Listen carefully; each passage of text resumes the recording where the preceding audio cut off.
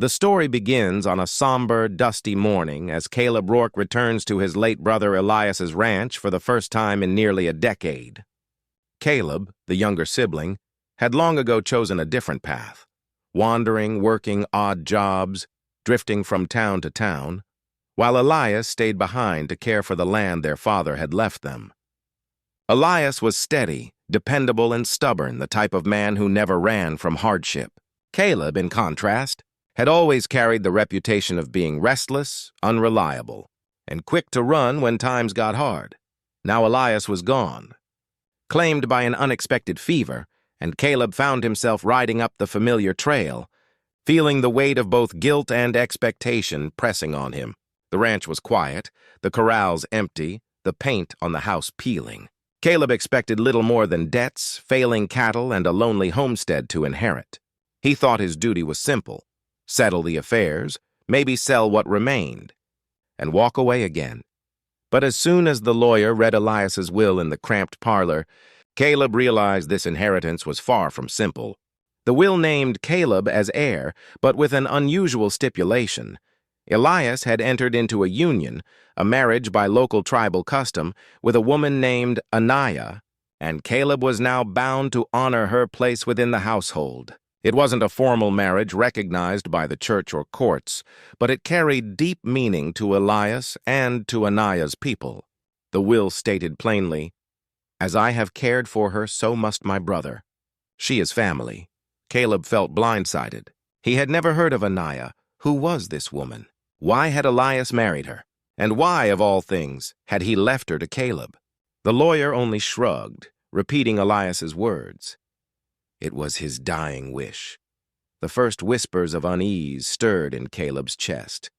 He had braced himself for cattle debts and broken fences, but he hadn't expected to inherit a living, breathing person. It felt wrong, like Elias had given him a responsibility Caleb neither asked for nor understood. Still, the will was clear. Anaya lived on the ranch, and by Elias's demand, she was now under Caleb's care. That evening, when Caleb finally laid eyes on Anaya, his confusion deepened into shock. She was unlike any woman he had ever seen. Towering well over 6 feet tall, with broad shoulders, strong arms, and a presence that filled the room, Anaya was a striking figure. Her dark hair was braided neatly down her back. Her features were proud, and her posture commanded respect. She did not look meek or uncertain. She looked like someone who could plow a field with her bare hands if she chose. Caleb's first instinct was disbelief. He muttered to himself, half in jest, "Elias, what kind of arrangement did you leave me?" But Anaya's calm, unwavering gaze silenced his sarcasm. She spoke little, her voice deep and measured, telling him only that she had sworn loyalty to Elias out of gratitude and tradition. Now, with Elias gone, that bond had shifted to Caleb. The weight of inheritance suddenly grew heavier.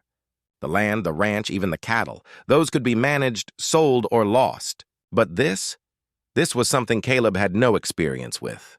He had never been a man to settle down, let alone with a woman like Anaya, who seemed almost larger than life. As the night wore on, Caleb lay awake in his brother's bed, staring at the ceiling. The smell of the old wood, the creak of the house, and the echo of Elias's words in the will all pressed against him. He had thought he was inheriting dirt and debt. Instead, he had inherited a dying man's wish and a wife who was not his choice, but his destiny. The stage was set. Caleb had more than land to manage. He had a promise to honor, a woman to understand, and a future far more complicated than he ever imagined. The morning after Caleb first learned about Anaya, he rose early, determined to get a better measure of this strange inheritance.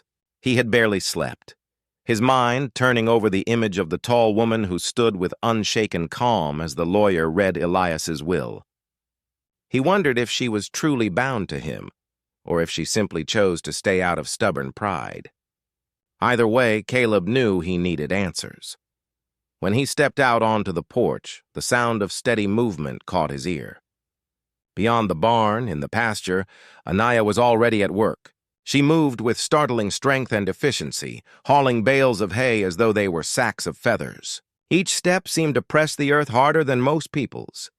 Caleb paused, watching in disbelief. He had seen ranch hands struggle with those same bales, cursing and sweating, yet Anaya carried two at once without a word. Up close, her size was even more striking. Anaya wasn't merely tall. She was built like someone carved out of the land itself. Her arms were thick with muscle, her back broad, her hands roughened by years of work. Yet she carried herself with unmistakable grace. There was nothing clumsy about her movements, nothing brutish in her presence. Caleb realized uncomfortably that she was both intimidating and oddly captivating. When she noticed him watching, Anaya stopped and set the bales down. Her dark eyes met his, calm but guarded, as though she was weighing him. "You're awake late," she said. Her voice was deep, rich, and steady, the kind of tone that left little room for nonsense. Caleb bristled, unwilling to feel like a child being scolded. "I don't usually rise with the dawn unless there's reason. Looks like you've already got things handled." "I do what must be done," she replied simply, brushing straw from her hands. Then she added, "Your brother never waited to be asked. He worked. He expected me to do the same. You are his blood. Will you do less?" The question struck Caleb harder than he expected. He felt his pride flare. Who was she to measure him against Elias? Still, he swallowed his retort and instead asked the question burning at him. "What exactly are you to me? Elias called you his wife, but the papers don't say so. The law don't either. So what are we supposed to be?" Anaya's expression didn't change, but her shoulders stiffened. "I am not a possession to be labeled. I am Anaya. Elias honored me as wife because he saw me as equal. His words bound us before his people.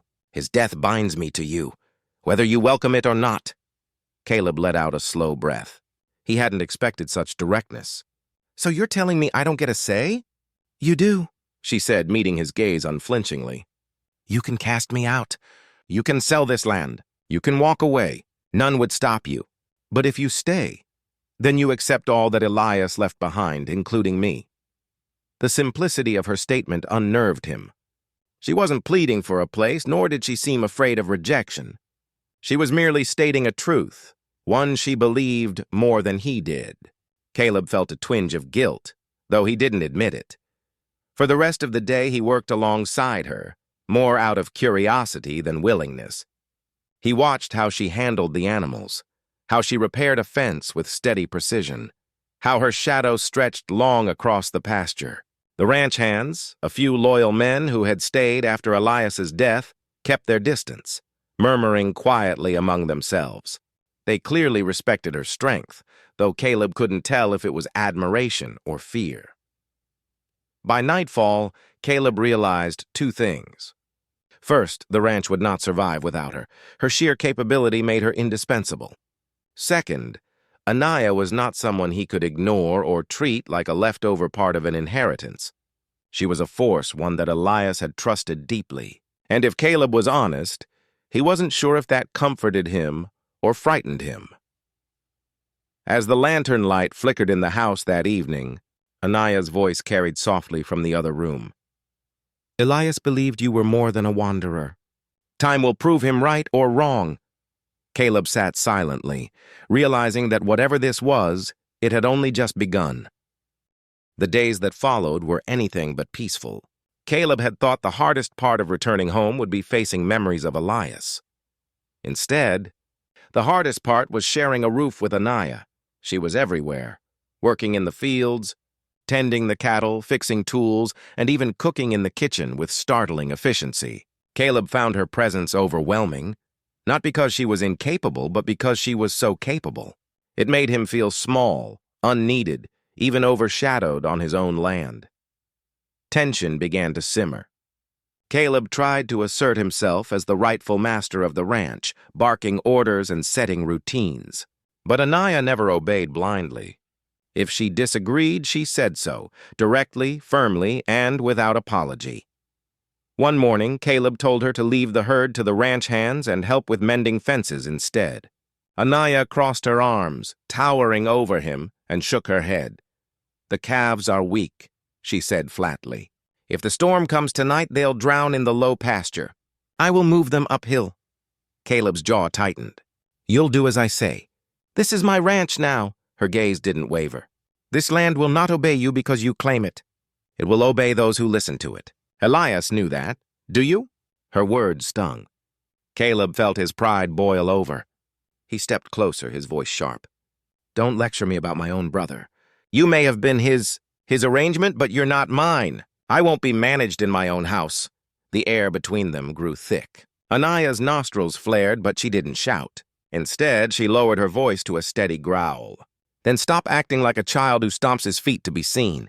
Elias respected me, not because I demanded it, but because I earned it. You would do well to learn the difference. For the first time, Caleb felt the true weight of her presence, not just her height or her strength, but the unshakable certainty in her. He turned away, muttering curses under his breath, unwilling to let her see how much her words had unsettled him. That night, their unspoken feud came to a head at supper. The ranch hands sat in tense silence as Caleb and Anaya clashed again, this time over how to deal with a neighbor's wandering cattle. Caleb argued for driving them off. Anaya countered that building goodwill with the neighbor would be wiser. Their voices rose, their tempers flared, and finally Caleb slammed his fist against the table. Enough! He barked. You may have been Elias's wife, but you're not mine. Don't think you can take his place and order me around. The room went still.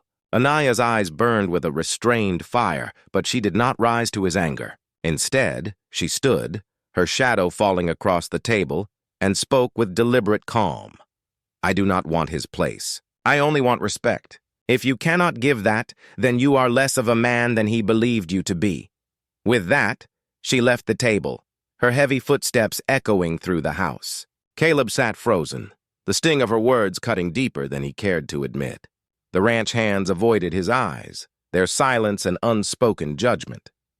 Lying awake later, Caleb replayed the clash in his head. He hated how she unsettled him, how her words struck at the very insecurities he tried to bury. Yet he also couldn't shake the realization that she was right. She wasn't asking to be mistress of the ranch. She was asking to be treated as a partner. Elias had trusted her. Caleb, for all his bluster, wasn't sure he trusted himself as much. The clash of wills had only begun, but it was already reshaping the ranch. Two strong spirits were colliding, one driven by pride and defensiveness, the other by loyalty and hard-earned strength. Something had to give, but neither Caleb nor Anaya was willing to bend. The ranch and their uneasy future together hung in the balance. After weeks of constant tension, something began to shift in Caleb's perception of Anaya. He had been so focused on his own frustrations, his bruised pride, his unwanted inheritance, that he hadn't stopped to truly see her. She wasn't only the towering, unshakable figure who challenged him at every turn. There were moments, fleeting but undeniable, where her strength seemed to falter. It began one evening after a long day repairing fences. Caleb returned to the house, exhausted, and heard the faint sound of humming from the barn. Curious, he stepped quietly to the door and peered inside. There by the lantern light sat Anaya, brushing the mane of Elias's old horse. Her enormous hands moved with surprising gentleness, her voice carrying a low, almost mournful tune in a language Caleb didn't understand.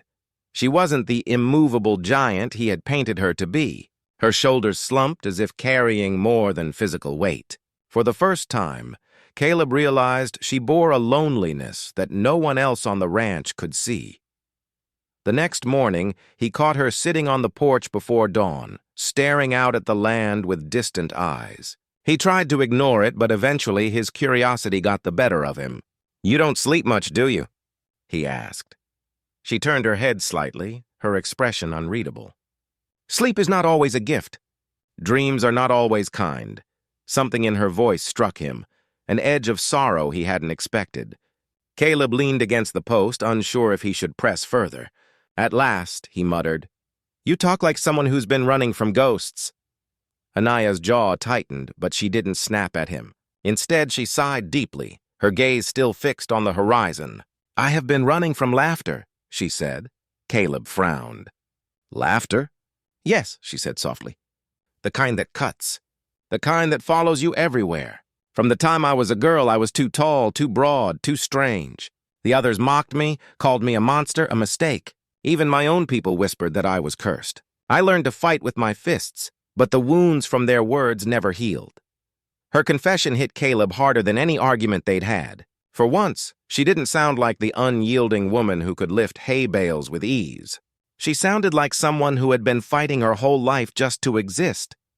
When Elias came, she continued, her voice steadying, he did not laugh. He did not look at me as if I were a beast. He treated me as a person. More than that, he treated me as an equal. That is why I honored him. That is why I swore myself to him.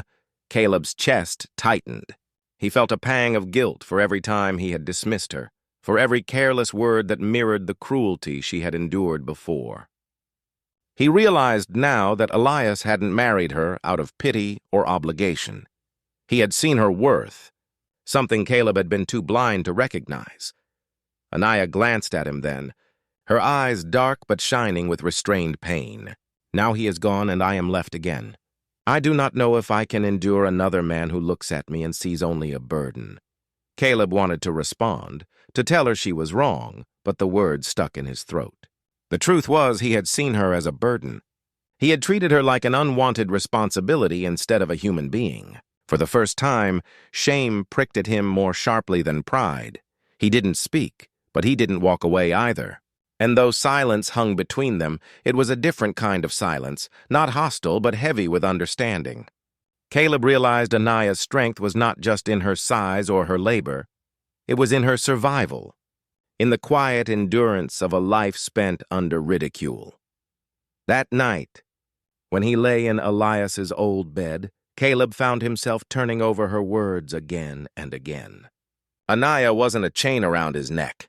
She was a woman who had suffered deeply, who had found rare refuge in Elias, and who now stood before him with her heart still scarred. For the first time since he returned, Caleb wondered if Elias hadn't left him a burden at all, but a chance to be the man his brother believed he could become. By the time summer's heat bore down on the land, Caleb began to realize the ranch was slipping through his fingers. Elias's death had left more than grief. It had left unpaid debts, thinning cattle herds, and fences collapsing in every direction. The bank's letters grew sharper, demanding payments Caleb didn't have. Every corner of the land whispered of failure, and Caleb, though determined, felt overwhelmed. One morning he walked the pasture and counted the cattle. Nearly a dozen had already died from sickness. The water in the creek ran low and the grass had thinned to brittle patches. Another bad season and we'll lose everything, Caleb muttered under his breath. He felt the weight of Elias's expectations pressing down on him. He wanted to prove himself worthy, but the ranch seemed cursed to crumble. It was then that Anaya's presence became impossible to ignore. She seemed to sense every danger before Caleb did. When the wind shifted one afternoon, she lifted her head, sniffing the air like a seasoned hunter, and said, "Storm's coming. We must bring the calves uphill." Caleb, still smarting from their earlier clashes, resisted at first. But when thunder cracked that night and rain poured like a waterfall, he realized she had been right. Without her insistence, they would have lost half the herd. Her strength proved just as vital. The ranch hands often gawked as Anaya carried fence posts that normally took 2 men to lift or dragged a stubborn bull back into its pen by sheer force. One day, when a frightened horse broke free and charged toward the corral gate, Anaya stepped directly into its path. With steady arms, she seized the reins, digging her heels into the dirt, and brought the beast under control.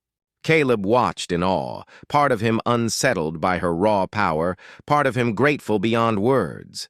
Still, the ranch's troubles didn't stop with cattle and storms. Rival landowners, sensing weakness, began to circle like vultures. One afternoon, a neighbor named Radcliffe rode up with 2 men at his back. He leaned on his saddle, his smile smug. "Shame about Elias," Radcliffe said. "He was a good man, but you? You don't look like you've got the backbone for this place. Sell to me now and I'll make sure the bank doesn't take it from you." Caleb's fists tightened. He wanted to snap back, but before he could, Anaya stepped forward. Her towering frame cast a long shadow across the yard. "This land is not for sale," she said, her voice low and steady. Radcliffe's smirk faltered as he craned his neck upward to look at her. "And who might you be?" he asked. "Elias's wife," she answered without hesitation. "And Caleb's strength, whether he admits it or not. You will take your threats elsewhere."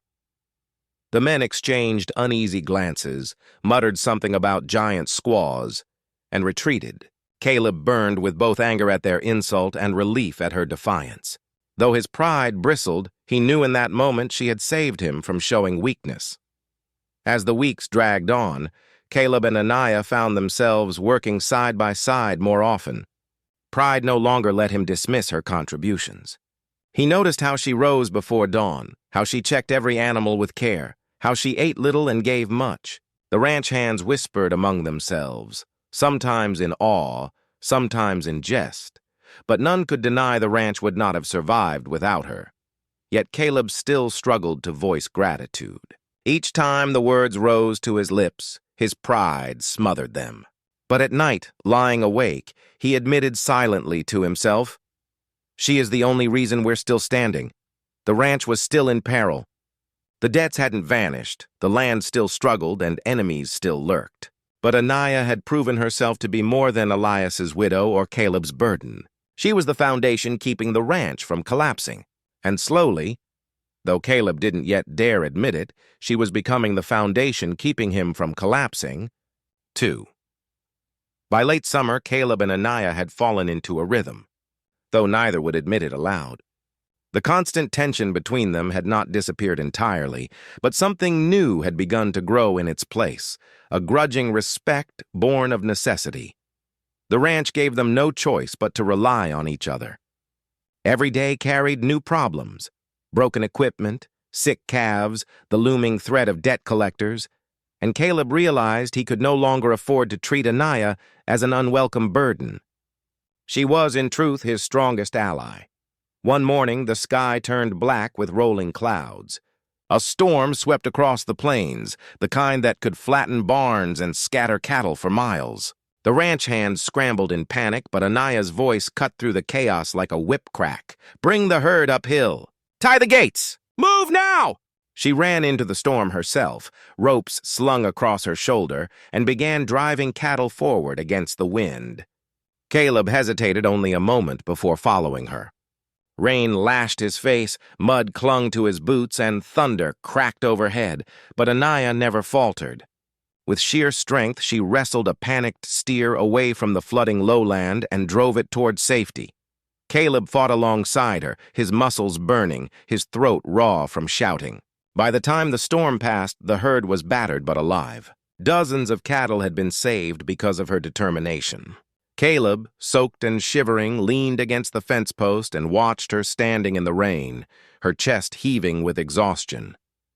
For the first time, he looked at her not with suspicion or resentment, but with admiration. "Couldn't have done it without you," he admitted hoarsely.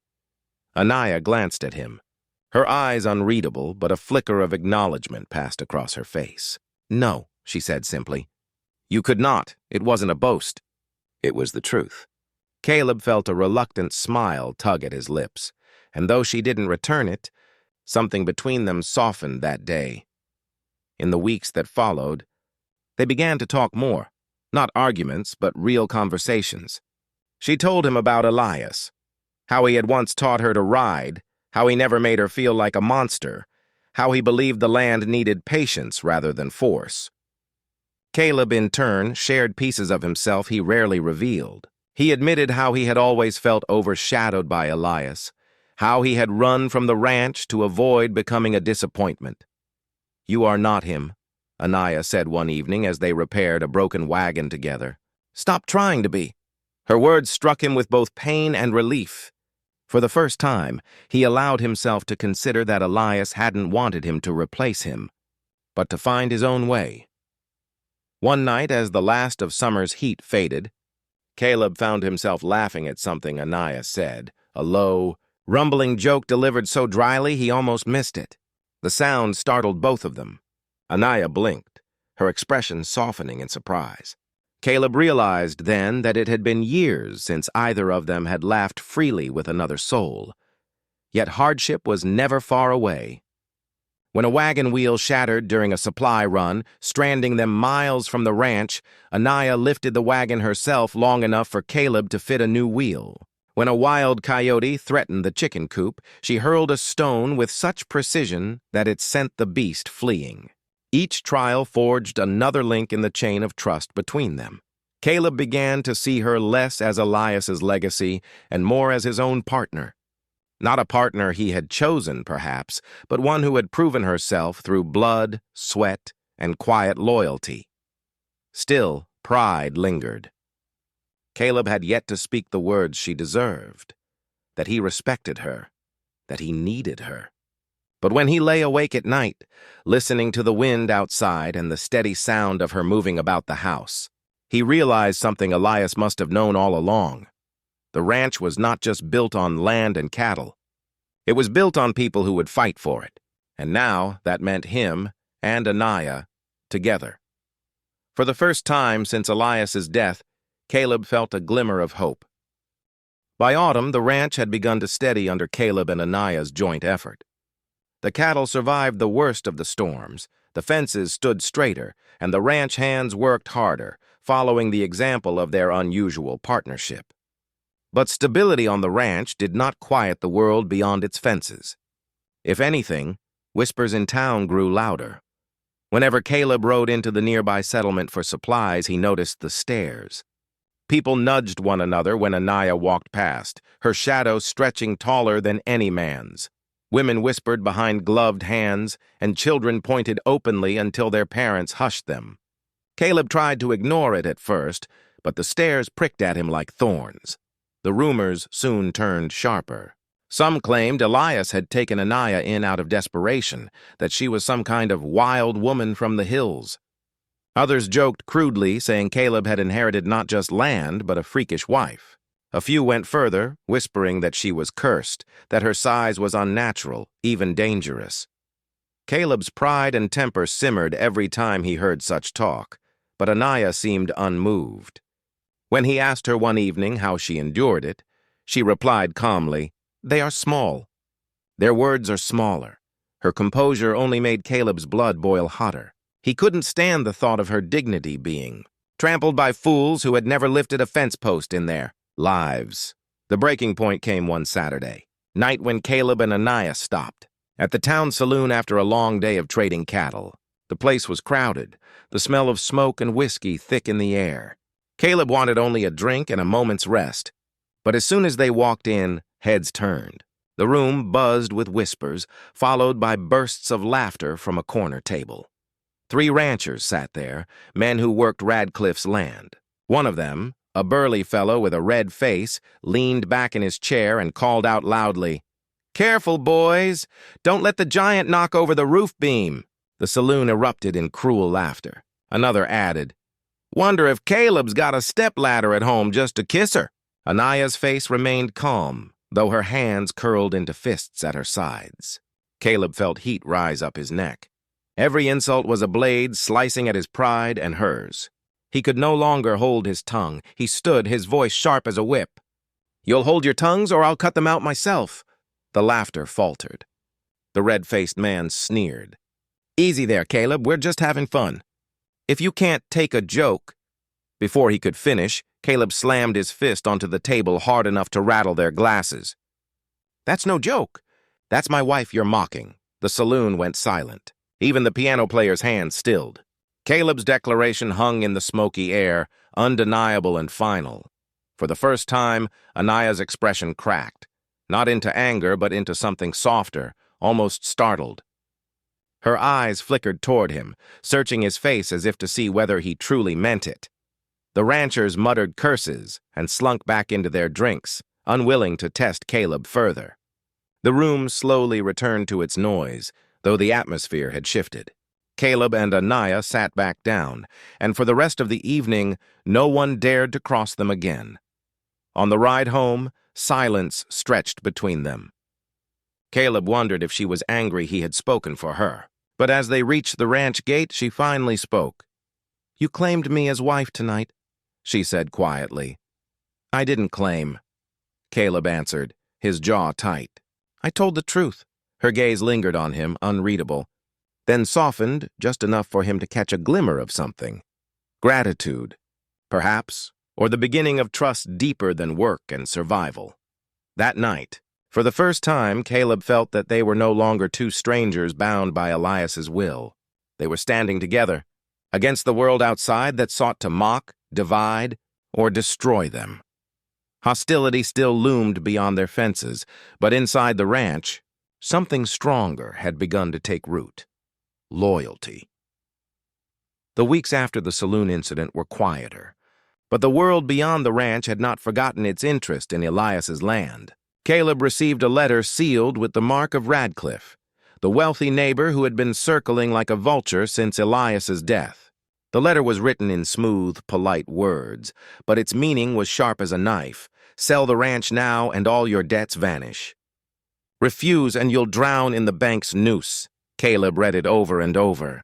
The offer was tempting, almost too tempting. The ranch still struggled. Every day seemed to bring another broken fence, another sick calf, another reminder of the debts piling higher. He told himself he was only considering the offer for practical reasons, but deep down, a small voice whispered the truth. Selling would mean freedom. Freedom from responsibility, freedom from Elias's shadow, and maybe even freedom from the complicated bond forming with Anaya. That night, he sat at the table with the letter clenched in his fist. Anaya entered, carrying a basket of eggs from the coop. She noticed the paper at once. What does he want? She asked, her tone steady but edged with suspicion. Caleb hesitated. He wanted to lie, to fold the letter and say it was nothing. But Anaya's piercing gaze demanded honesty. He tossed it onto the table. He wants to buy the ranch. Clear all debts. The silence that followed was heavy. Anaya's face hardened, though her voice remained calm. And you are considering it, Caleb bristled. Would you rather we drown under debt? This land's been bleeding since before Elias died. Selling might be the only way to survive. Her jaw tightened. Survival is not the same as living. Elias fought for this place. He believed it could endure. You would throw that away? For what? A clean slate? Caleb's temper flared. Maybe a clean slate is exactly what I need. I didn't ask for this ranch, Anaya. I didn't ask for you. Maybe letting it all go is the only chance I've got. Her eyes flashed with hurt, though she masked it quickly. She set the basket down too firmly, the eggs rattling. Now I see.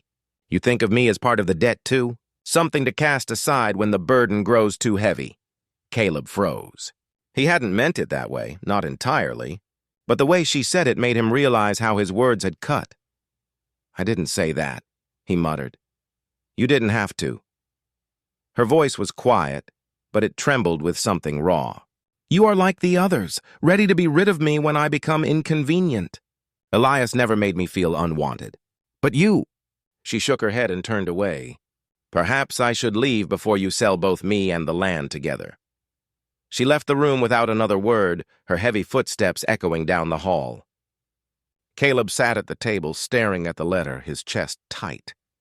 He had wanted freedom, but the thought of her walking away felt like a chain snapping inside him. That night, Anaya packed her few belongings quietly. Caleb heard the sound of her trunk closing, the soft creak of floorboards as she moved. He lay awake in Elias's old bed, torn between pride and fear. If he let her go, the ranch would be weaker, but more than that, he would be weaker. And for the first time, he admitted the truth to himself. He didn't just need her for the work. He needed her for the fire she had lit inside him, the fire that made him want to be better than the man he had always been. But by the time he rose, she was gone from the house, her silhouette visible in the gray dawn as she walked toward the edge of the ranch. Caleb realized he had a choice to make, not just about the land, but about her. Would he cling to the temptation of escape, or fight for the only person who had stood beside him since Elias's death? The dawn was cold and pale, the sky painted in thin strokes of pink and gray. Caleb stood on the porch, watching Anaya's broad figure walking away across the field. Each step she took seemed to echo inside him, louder than the wind that rustled the dry grass. She carried only a small bundle of belongings, proof of how little she had claimed for herself in this new life. Caleb's fists clenched at his sides. Pride urged him to let her go. Hadn't he spoken his piece? Hadn't he admitted the truth? That this ranch and this strange marriage were chains he hadn't asked for? If she chose to leave, then maybe it was for the best. He could sell to Radcliffe, pay off the debts, and finally step out from under Elias's shadow. But another voice, quieter, deeper, gnawed at him. That voice reminded him of the nights when Anaya stayed up to mend broken harnesses beside the fire, of the mornings when she rose before dawn to check the fences, of the way she stood taller than anyone else yet never demanded more than her share. She had been steadfast when he faltered, calm when his temper broke, unyielding when others mocked, and he had wounded her. With careless words, he had made her believe she was a burden, something to be cast aside. The letter from Radcliffe still lay on the table inside. Caleb stared at the horizon, then at the empty doorway where Anaya's presence should have been. At last, he made his choice. He ran. The dry earth crunched under his boots as he caught up with her. "Anaya!" he called, breath clouding in the cool morning air. She did not slow. Her shoulders were rigid, her long strides purposeful. "Anaya, wait!" He reached her and grasped her arm. She turned sharply, her dark eyes blazing. "You have made your decision," she said, her voice low but firm. "You do not need me to tell you what to do with your land." "Or with me?" Caleb shook his head. "You're wrong. I thought I wanted freedom. I thought selling the ranch would set me free. But what's land worth if I lose the only person who makes me want to fight for it?" Her expression faltered, though she said nothing. Caleb pressed on, words tumbling out with raw urgency. "I was a fool. I let my fear speak louder than my heart. You are not a burden, Anaya. You've carried this ranch with me, and more than that, you've carried me. I don't just need you for your strength. I need you because without you, I am nothing but a bitter man waiting to run from his own shadow." The wind shifted, carrying the scent of dust and cattle. Anaya's gaze softened, though her voice still held doubt. "And if the debts crush you? If Radcliffe takes all, will you blame me then?" Caleb stepped closer, his voice steady now. "No, if I fail it will be because I gave up, not because of you. Elias trusted us both. I should have trusted you the same. And I do. I swear it." Silence stretched between them. The only sound was the rustle of grass and the distant lowing of cattle. Finally, Anaya's lips curved, just barely, into a faint smile. "Then we fight together," she said simply. Relief washed over Caleb, stronger than whiskey, stronger than rest. He reached for her hand. She hesitated, then placed her large, calloused palm in his. It dwarfed his own, yet the gesture was tender. For the first time, their bond was not just born of duty or Elias's wish. It was chosen. When they returned to the house, Caleb took Radcliffe's letter from the table. Without hesitation, he fed it to the fire. The paper curled and blackened, the ashes scattering like broken promises. There was no going back now. Caleb had made his choice. Not wealth, not escape, but loyalty to the ranch and to Anaya. Winter settled over the valley with its iron grip. Snow blanketed the hills and pressed against the fences, but this time Caleb and Anaya did not face the season as near strangers bound by Elias's will. They faced it as partners, two souls who had chosen to stand together. The ranch still demanded everything of them. Feed was scarce, cattle wandered in the storm, and the roof of the west barn nearly caved under the weight of ice. Yet through it all, there was no more hesitation between them. When Caleb rose before dawn to check the herds, Anaya was already beside him, her great frame cutting a path through the snow. When she wrestled a panicked steer back into the pen, he was there with the rope. They no longer worked in silence. They spoke, planned, argued, and laughed. One evening, as the fire snapped in the hearth, Caleb looked across the table at her. She was darning a glove, her large hands surprisingly gentle with the needle and thread. The flickering light caught her profile, and he felt something stir inside him that was no longer just duty or gratitude. It was deeper, heavier, steadier. Love. But love did not erase the challenges that loomed. Radcliffe had not given up. Though Caleb had burned the letter, riders passed the ranch often, their eyes sharp, their intentions clear. Neighbors whispered that Radcliffe had plans to buy up every failing ranch in the valley, and Caleb's land was the crown jewel. Caleb and Anaya both knew the test of their resolve was not over. The true trial came during a blizzard in late January. A group of Radcliffe's men cut through a section of the fence and tried to drive off a handful of cattle, hoping the storm would cover their theft. Caleb and Anaya rode out together, the snow biting at their faces, visibility reduced to a few yards. They found the men struggling to herd the cattle through the drifts. Caleb shouted over the wind, his rifle raised. The thieves cursed and tried to scatter, but Anaya's voice thundered above the storm. "This land is not yours!" She charged forward, fearless, her presence alone scattering the men. Caleb fired a warning shot into the air, and within minutes the raiders were gone, leaving the cattle shivering but safe. When they returned to the house, breathless and half-frozen, Caleb looked at Anaya with fierce pride. "We'll not bend to him. Not now, not ever." Anaya nodded, her eyes shining. "Because this is ours, together." Spring finally broke the back of winter. The snow melted into rushing streams, and the land seemed to breathe again. Grass sprouted where only ice had ruled, and calves tottered at their mother's sides. For the first time since Elias's death, hope felt real. One warm morning, Caleb stood on the porch surveying the fields. Anaya joined him, her shadow stretching long across the earth. He glanced at her, then took her hand without hesitation. She looked down at him, her expression softening into something rare, a smile not of courtesy or gratitude, but of belonging. "This ranch," he said quietly, "it isn't Elias's anymore. It isn't mine alone either. It's ours, and whatever comes, we'll see it through." She squeezed his hand gently, though her strength was enough to crush it if she wished. "Yes," she said simply, "ours." The land no longer felt like a burden, and neither did the strange marriage Elias had bound them with. Out of hardship, mistrust, and fire, something enduring had been forged. Not just survival, but a partnership, built on loyalty, respect, and the stubborn courage to face the world side by side. And as the wind swept across the fields, Caleb felt Elias's shadow finally lift. The ranch had a future, not because of him alone, but because of the giant woman fate had given him, and the love that had grown between them.